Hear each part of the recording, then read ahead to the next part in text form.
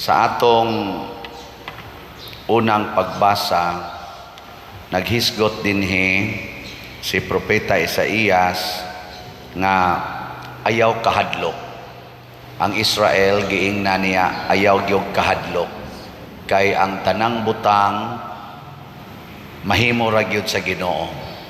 Ang ato lang yung buhaton, magsige lang kita og sunod sa Ginoo og tuman sa iyang kabubuton. Matod pagay niya diri, bisag murara kag ud huyang kaayo, pero gamiton tika aron mahimong tiggiok, hait, duhay suwab nga espada, imong giukon og dugmokon ang kabukiran. Grabe ka lig-on unya ang isaad sa Ginoo. Muna sa atong tubag sa Salmo nag-ingon ta, ang Ginoo maayo og maluluy-on, dugay nga masuko og puno sa kaayo.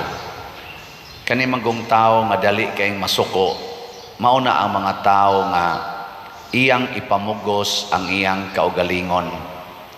Kung ang atong kaugalingon atong ipamugos, masuko ta og anha na ta diha mapildi. Dinis kalibutan agi na panultihon, pildi yung maglagot. No na ay yung kalagot. Yang anong di man ta maglagot, kay nisalig man tas Ginoo. Kung pananglitan daog-daogon ta, igo ra man tang moingon sagdi lang, ang Ginoo ray mobaos ana niya. Ang Ginoo ra say mobawi aning ako karong kahimtang. Sa atong kasinatian, ako sa akong kasinatian sad, kamo mao sa tingali, di na gid na bag-o nato nga kining tao nga daog-daogon mao gid nay mo sikat, mao pa gid nay mo mahimong gamhanan sa umaabot. Si Moises gidaog-daog, nahimong leader sa katawhan sa Israel.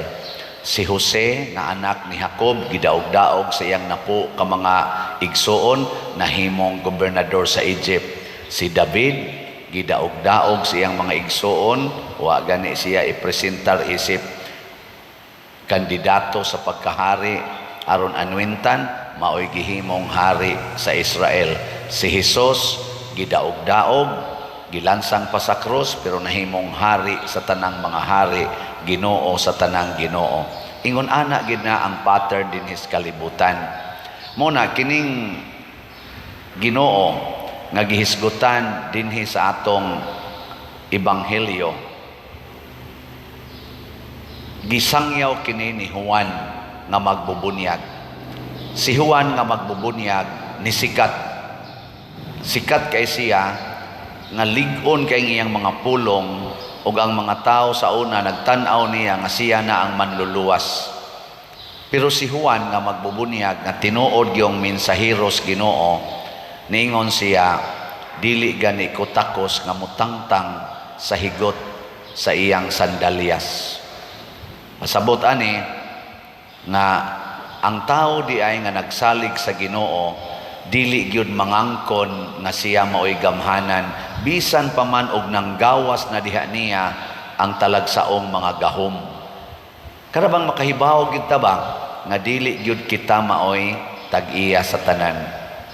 Gi ko na be, pangutan ako no ng imong tupad ni mo din simbahan o tupad ni mo des inyo, ing na nangangkon ka ng imong butang, kanang imong kwarta, kanang imong sakyanan, imong yuta, musugod gani kag pangangkon, kana patay gyud ka diha.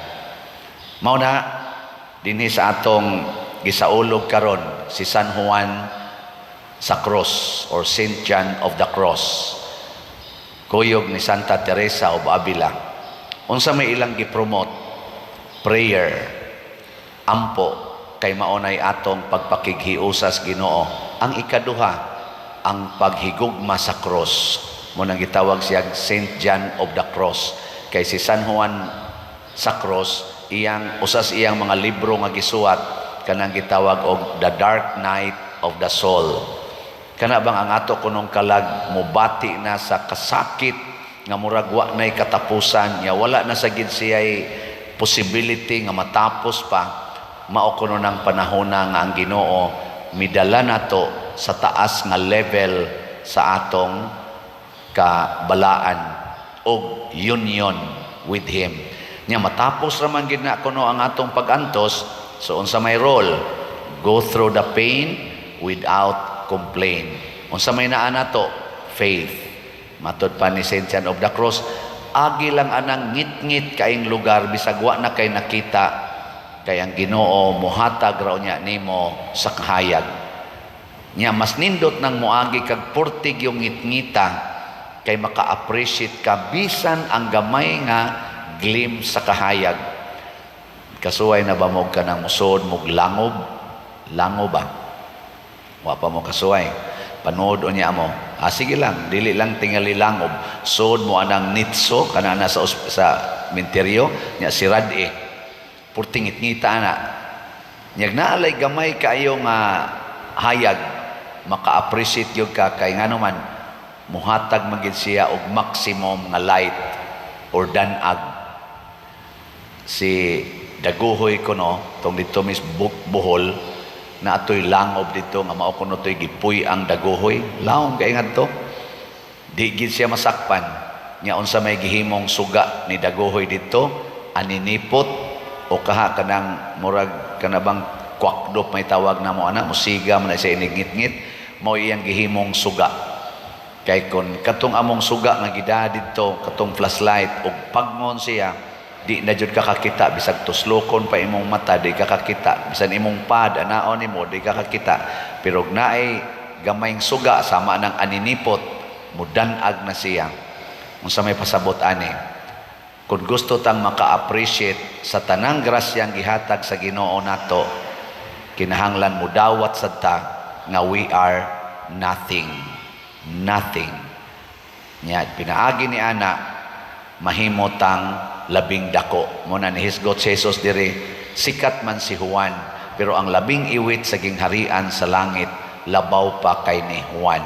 Naghisgot siya siyang kaugalingon kay ikumparar siya sa mga anghel sa langit. Si Jesus nahimong labing iwit na tao langgod sa pasungan, wa ka eskwela, porting pobriha, gilansang pagyud sa cross, pero ang resulta nahimo siyang King of Kings and Lord of Lords. So kining ato mga problema, kining ato mga kaguol, bunga ni sa atong pagsigi og pamugos nga mawagtang ang pag-antos. Unsa man labing nindot nga solusyon matud pa ni Saint John of the Cross, go through the pain without complaint. Sige lingay mong tupad.